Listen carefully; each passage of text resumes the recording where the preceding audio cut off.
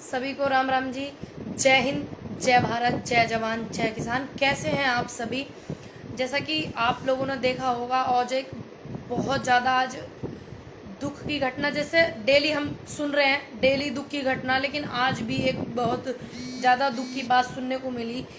किसानों के मसीहा कहे जाने वाले चौधरी अजीत सिंह, सिर्फ वो कहने के लिए नहीं थे चौधरी साहब कि वो उनको मसीहा कहा ही जावे, वो मसीहा थे ही।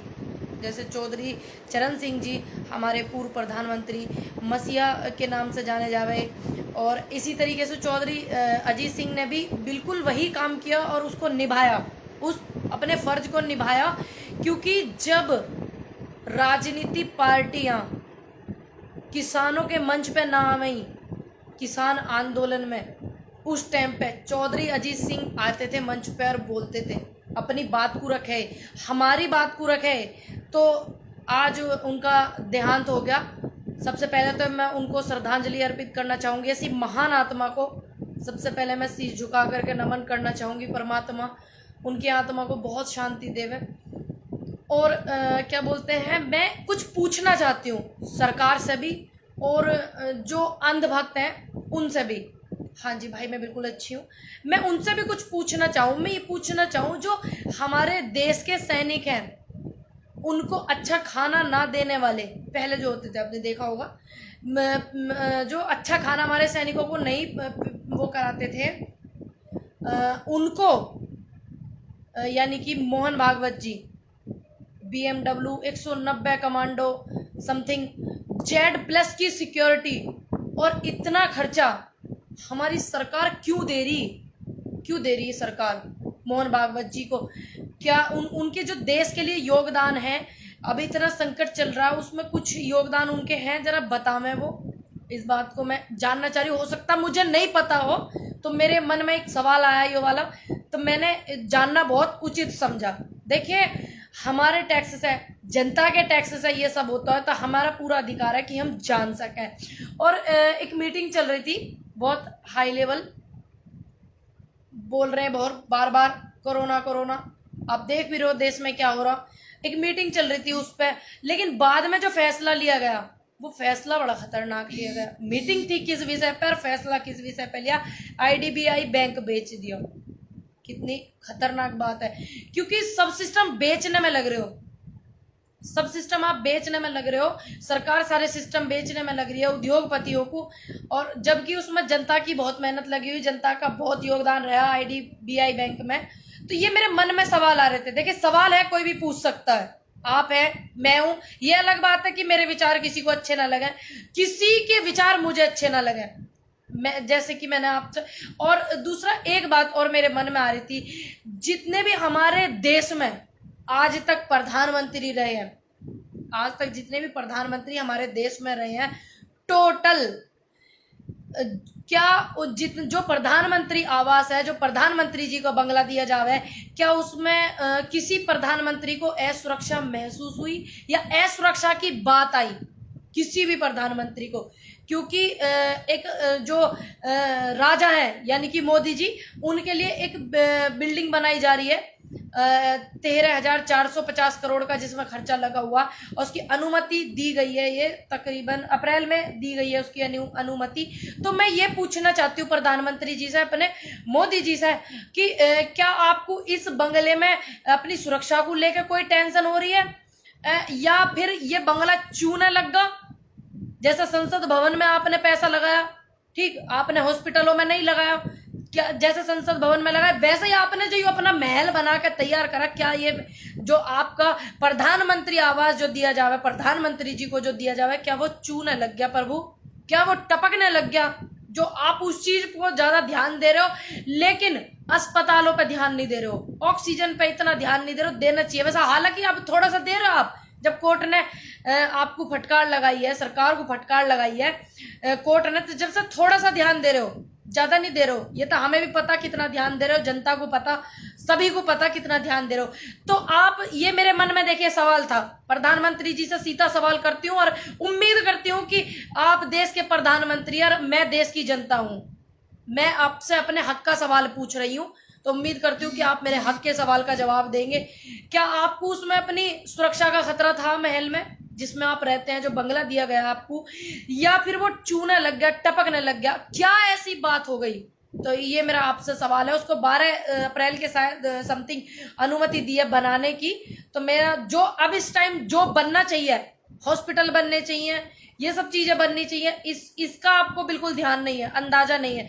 आप वहां ज्यादा अंदाजा ध्यान लगा रहे हैं। तो मेरा सवाल है, आप इसको इग्नोर ना करिएगा। और आप, मेरा ही सवाल नहीं है ये बहुत लोगों का सवाल है। और मैं चाहती हूँ जितने लोग मुझे देख रहे हैं उनका सभी सवाल ये होना चाहिए, क्योंकि जिस संकट में हमारा देश है इस टाइम, ठीक है, तो उसमें जो आप कर रहे हो प्रधानमंत्री होने के बावजूद भी, तो इसलिए हम पूछ रहे हैं, हमारा अधिकार बनता है आपसे पूछने का। तो ज्यादा से ज्यादा इस बात को पूछे, सभी पूछे, अधिकार है, हम देश की जनता है, टैक्स भी देवे, ऐसी बात नहीं है टैक्स नहीं देते, ऐसी बात नहीं है हमारे देश की जनता मदद नहीं करती है। तो बिल्कुल अधिकार की बात है, बिल्कुल पूछेंगे हम तो साहब। और क्या बोलते, आज मैंने एक कंप्लेंट की, मैंने आपको जैसे अपने पहले भी मैंने बताया, बहुत सारे चैनलों पे बाइट देते मैं, कि मुझे फोन पे बहुत ज्यादा रिकॉर्डिंग भी आ रही है और डायरेक्ट कॉल करके भी अभद्र भाषा का इस्तेमाल करा जा रहा। तो मेरा जो हमारे किसानों की इतनी मेहनत है, आंदोलन की रूपरेखा ना बदले, इस वजह से वो रिकॉर्डिंग मेरे फोन में सेव है, बिल्कुल बिल्कुल अच्छे से सेव है।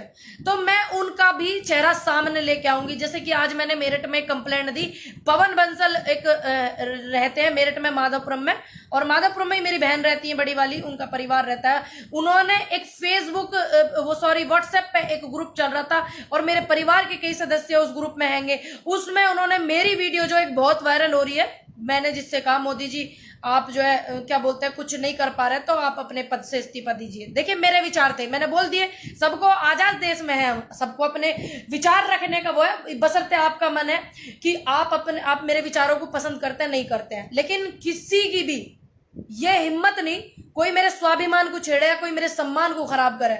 मैं एक नारी हूं इसलिए नहीं, मुझे खुद ही पसंद नहीं कि मेरा कोई सम्मान, क्योंकि आज तक भी मैंने हर वीडियो में सबका सम्मान करा। हाँ, संविधान के दायरे में सारी बात बोलूंगी, अधिकार है पूछूंगी भी, लेकिन ना मैं कभी किसी को टिप्पणी करती हूँ, ना कभी किसी को गलत बात बोलती हूँ, ना गलत भाषा का मैं इस्तेमाल करती हूँ। तो ये उन्होंने मुझे व्हाट्सएप पे बहुत गंदी गंदी गालियां, उस ग्रुप में जिसमें मेरा परिवार, मेरा समाज के लोग उसमें जुड़े हुए हैं। तो मैंने उनके खिलाफ कंप्लेंट की है आज ब्रह्मपुरी थाने में। तो वहां पे मुझे आश्वासन दिया कि बहुत जल्दी कार्रवाई होगी।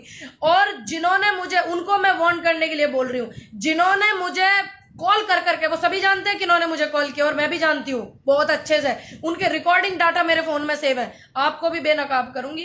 क्योंकि ये सिर्फ मेरे सम्मान की बात नहीं है, ये एक महिला के सम्मान की बात है, एक औरत के सम्मान की बात है, एक लड़की के सम्मान की बात है, ठीक है। और आप लोग ऐसे कर करके आप हमें मानसिक रूप से पीड़ित करना चाह रहे हो। हालांकि मैं उसके कमेंट से बहुत पीड़ित हूँ, क्योंकि वो मेरे मोहल्ले में ही रहते हैं, मैंने उनको आते जाते देखा हुआ है, 8-10 साल से मैं उनको देख रही हूँ। तो मैं कड़ी कार्रवाई करवाने की मांग करती हूँ, पहले तो प्रशासन से वहां के हाथ जोड़ के मेरी विनती है, क्योंकि ये चीज मुझसे ही नहीं जुड़ी हुई है। जब मैं अपने लिए, देखिए मैं कानून के दायरे में सारे काम करूंगी, जबकि वो व्यक्ति जो है क्रिमिनल, उससे उनका भाई भी 3 हत्या के उसमें जेल में रहे, और अब नशीले पदार्थ जो गैर कानूनी होते हैं उसमें वो जेल में, उनका भाई भी। तो उनको शायद इस चीज का बहुत घमंड है कि उनका भाई जो है बदमाश है, तो ये लड़की जो है डर जाएगी।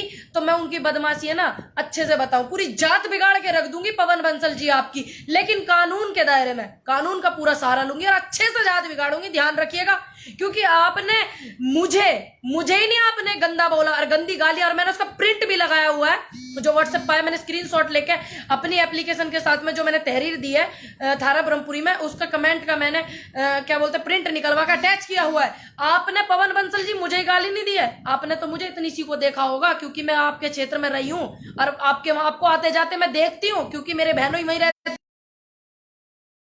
13 साल के करीब हो गए हैं। मेरी बहन की 2008 में शादी हुई, तो मैं आपको लगातार छोटेपन से वहीं देख रही हूँ, अड़ोस पड़ोस में आपको घूमते हुए। तो मैं आपकी जात ना बिगाड़ के रख दूं ना, तो बात है, क्योंकि मैंने आज गालियों के शब्द मैंने इस्तेमाल नहीं करे, और एक औरत को कोई भी गाली नहीं दे सकता। अगर आपको उसके विचार पसंद नहीं है तो आप देखो मत, बात खत्म, ठीक है। आप औरत को नहीं, और आप आदमी को भी गाली नहीं दे सकते हो, जरूरी नहीं है कि आप औरत को नहीं दे सकते। अगर मुझे किसी की बात बुरी लग रही है तो मेरा भी अधिकार नहीं कि मैं किसी आदमी को, क्योंकि मैं कानून का पूरा सहारा लूंगी, कानून का बहुत सम्मान करती हूँ, ये प्रशासन भी जाने हैं।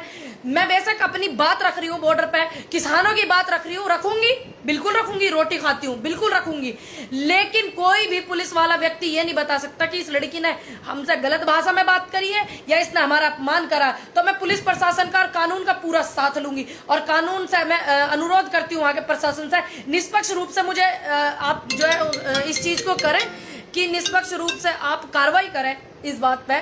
तो मैं अपनी बात को रखूंगी, बिल्कुल कानून के दायरे में सारे काम करने चाहिए, और मैं करती भी हूं और करूंगी भी। और आप देखना पवन बंसल जी, आपने ये बहुत गलत किया और शब्द ऐसे इस्तेमाल किए हैं, मैं क्या बोलते हैं आपको दिखा सकती हूँ, मैं बोल नहीं सकती क्योंकि मैं ऐसी संस्कृति से बिलोंग नहीं करती हूँ। ये प्रिंट है उस कमेंट का, तो मैंने इसको प्रिंट को निकलवा के अटैच किया है। मैं आपको दिखा भी नहीं सकती, सच्ची में दिखा भी ठीक से नहीं सकती मैं आपको, जो इस्तेमाल करा पवन बंसल जो है। और क्या बोलते हैं, मैं बिल्कुल कड़ी कानून कार्रवाई चाहूंगी, क्योंकि आगे से ऐसे लोग जो ऐसे मानसिक रूप से पीड़ित होते हैं, ये एक तो नारी का सम्मान करना सीख जावे, एक इंसानियत दिखावे, इसलिए वो बहुत ज्यादा जरूरी है। क्योंकि मुझे देख करके बहुत सारी मेरी बहनें बोलती हैं कि हाँ वो ठीक बोलती हैं, हमें भी ऐसा बोलना है। तो मैं चाहती हूँ कि उनके मन में भी एक ये रहे कि हाँ हमारे लिए अगर कोई गलत बोलेगा तो बिल्कुल उसके गलेवान में हाथ डालेंगे, कोई रोकने वाला नहीं है, और बिल्कुल डालेंगे और डालूंगी, और कानून का पूरा सहारा लूंगी, और आपको जेल भिजवा कर रहूंगी, और उन्हें भी जेल भिजवाऊंगी जिनकी रिकॉर्डिंग मेरे फोन में, जिन्होंने। अब आप तैयार रहना, क्योंकि मैं अब तक चुप थी कि किसान आंदोलन चल रहा है, कुछ नुकसान हमारे किसानों का ना हो जावे ना हो जावे, मैं बार बार इस बात को बोल रही थी। लेकिन अब बात जो है वहां से उठ के बॉर्डर के लोगों से उठकर उन्होंने जो मुझे फोन करते थे, बॉर्डर पे 2-4 लोग आते थे, वो रिकॉर्डिंग जिन्होंने मुझे भेजी हुई है, वहां से 2-4 लोगों ने वो बात मेरे समाज क्षेत्र में पहुंचा दी, जहां मैं रहती हूँ, जहां मेरा बचपन बीतता है, मैं वहां तक पहुंचा दी। तो अब तो बात बिल्कुल वहां आ गई। अब मैं बिल्कुल आप लोगों की फिक्र नहीं करूंगी।